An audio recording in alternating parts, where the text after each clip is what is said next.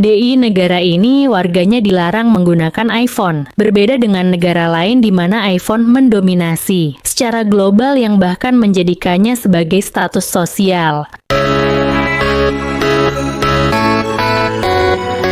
Negara yang melarang warganya menggunakan iPhone. Tidak ada negara yang secara resmi melarang penggunaan iPhone. Namun, ada beberapa negara di mana iPhone kurang populer atau penggunaannya terbatas karena berbagai alasan. Seperti Korea Utara. Semua produk Apple dilarang, dan hanya perangkat yang disetujui pemerintah yang boleh digunakan. Benar, di Korea Utara, semua perangkat teknologi yang digunakan oleh warga harus disetujui oleh pemerintah. Produk Apple, termasuk iPhone, tidak dijual secara resmi di negara tersebut. Sebagai gantinya, warga Korea Utara menggunakan ponsel buatan lokal seperti Arirang dan Pyongyang, yang berbasis sistem operasi Android, tetapi dimodifikasi secara ketat oleh pemerintah agar hanya dapat mengakses intranet domestik Korea Utara, Kwangmyong, dan tidak memiliki akses ke internet global. Namun, beberapa elit Korea Utara yang memiliki hubungan dengan luar negeri diduga bisa mendapatkan iPhone melalui jalur pasar gelap atau saat bepergian ke luar negeri.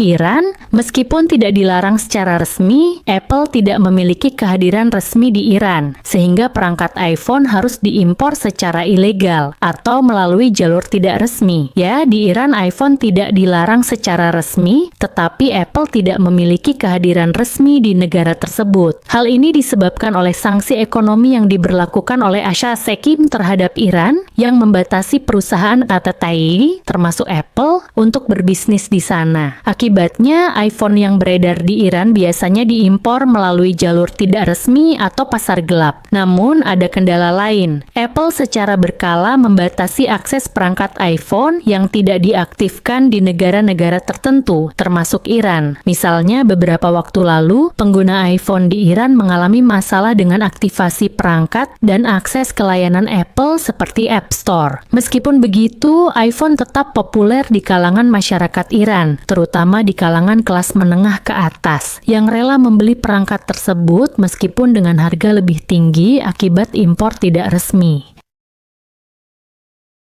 Suriah, Kuba, dan Crimea, Rusia. Apple membatasi layanannya di wilayah-wilayah ini karena sanksi ekonomi dari AS. Ya, di Suriah, Kuba, dan Crimea, Rusia, Apple membatasi layanan dan distribusi produknya karena sanksi ekonomi yang diberlakukan oleh pemerintah Amerika Serikat. Suriah, Apple tidak secara resmi menjual produknya di Suriah karena sanksi IAS terhadap negara tersebut. Meskipun begitu, beberapa warga masih bisa mendapatkan iPhone melalui jalur tidak resmi atau membelinya dari negara tetangga. Namun, layanan Apple seperti App Store dan iCloud seringkali memiliki pembatasan. Kuba, karena embargo IAS terhadap Kuba, Apple tidak memiliki toko resmi di negara tersebut dan produk-produknya tidak dijual secara langsung. Namun, beberapa orang tetap bisa menggunakan iPhone yang dibawa dari luar negeri, terutama dari Amerika Serikat atau negara lain yang tidak menerapkan embargo. Crimea, Rusia. Setelah Rusia mencaplok Crimea pada 2014,